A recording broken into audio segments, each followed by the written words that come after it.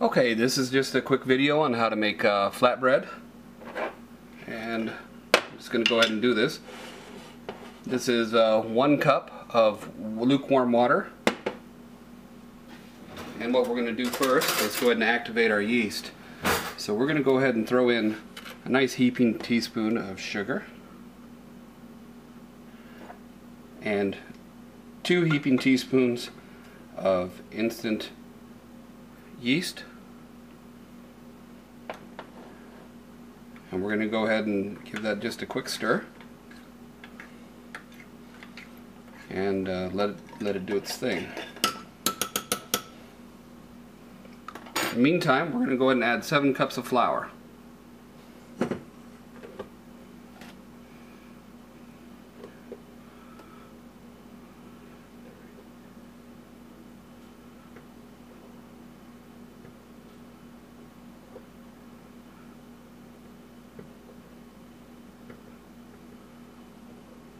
We're going to go ahead and grab some salt.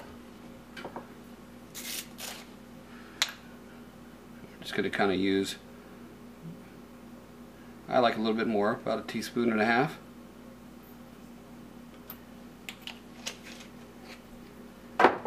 we're going to go ahead and put this on the mixture and get that ready to go. In the meantime, we got to go ahead and let our yeast rise, and we'll be back in just a moment.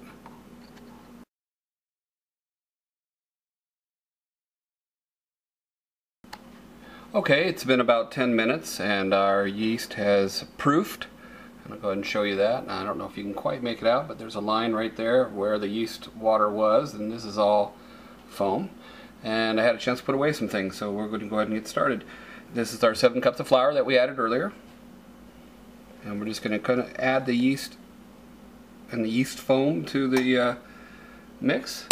And we're going to go and drop down our thing, lock your mixer, and go ahead and turn it on low. And I usually use a number 2, I guess, and just kind of go ahead and get it started.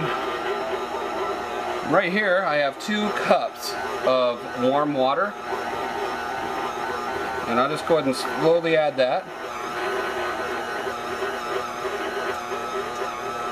to the mixture. There we go. I didn't add all of it, just going to reserve a little bit. I'm going to turn that up a little bit.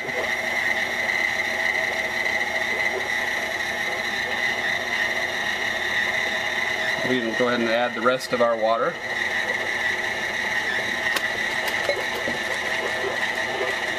A little bit at a time. Then we'll give it a chance to catch up here. You can go ahead and turn it up if you'd like. Just go ahead and beat it in.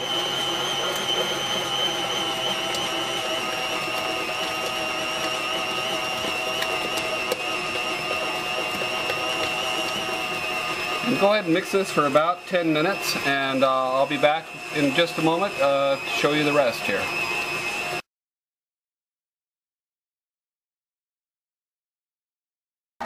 Okay, we've been about 10 minutes of kneading, and what I have here is a bowl that I just lightly olive oiled, and we're going to go ahead and stop this now. And go ahead and transfer our dough ball into this pan here for to let it rise. It should be a little sticky, but nothing that should get you too bad here. You can see I can handle it with my hands without getting too sticky. It's a nice ball of dough. Go ahead and transfer it there. And what you want to do is just kind of roll the ball up like this, just kind of with your hands, just kind of form it underneath, just like that.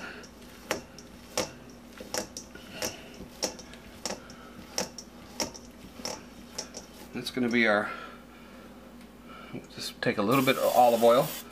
These are really nice. These are pump sprayers. You can fill them with whatever you want. This is just olive oil I got here. So we're going to coat it pretty liberally. And work it around a little bit. Get a nice round bowl, kind of tucking under with my fingers like that. And we're going to cover it with plastic, and we're going to stick it in the oven with the oven light on for about 35 minutes till it doubles in size. So we'll come back when we're ready to do that.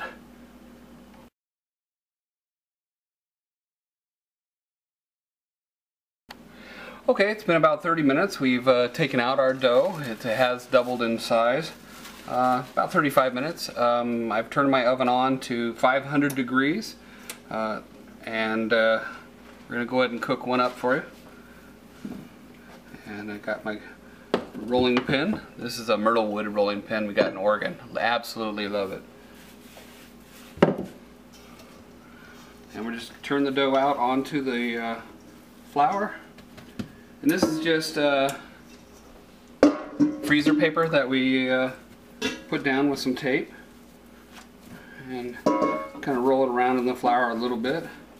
And that should be pretty good. Now what we're going to do is we're just going to stretch this out and get it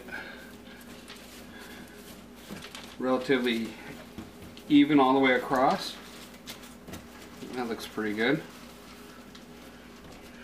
And we're going to take a knife and we're going to cut right in the middle of the dough. And we're going to do that again in the middle, in the middle, in the middle, and until we got them all cut up. And we could even cut these in half again. I like little smaller ones, but you know, you can kind of go with whatever size you would like. If you were wanting pita bread, what you'd want to do is just let this rise one more time after you rolled it out. But we use ours for sandwiches and especially pizzas. They work really good for pizza. So we're going to set this aside, kind of give myself a little bit of room. Once they're cut, they do pretty well at staying separate. Okay. And we just want it lightly floured. Again, I do have my oven on at about 500 degrees. These only take 2 minutes to cook, so you really got to be careful not to overcook them. And we'll just go ahead and roll it out. And like I said, these make great pizzas, little mini pizzas, if you will. And you can be more careful about making them round if that's what you like. I'm not as particular, don't really care. They taste great no matter what shape they are. So that's our oven that just beeped. It is right now up to heat at 500 degrees. And I'm going to go ahead and put these in the oven right now. And that one kind of stuck a little bit, so I got to flour my pen a little bit. Okay, that's pretty much it. Roll them out. And let me go ahead and get one into the oven.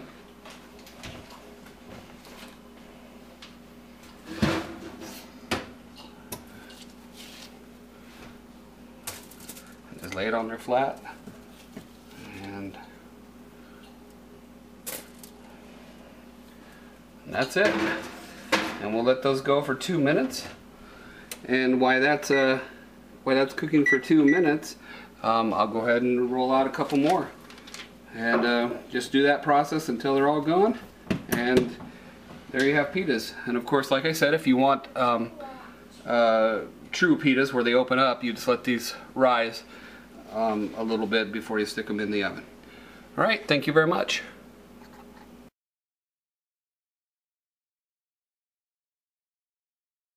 Okay, I just wanted to show you the finished product.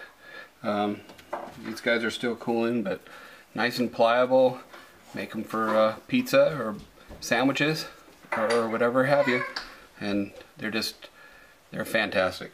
So anyway, alright, thanks for your time.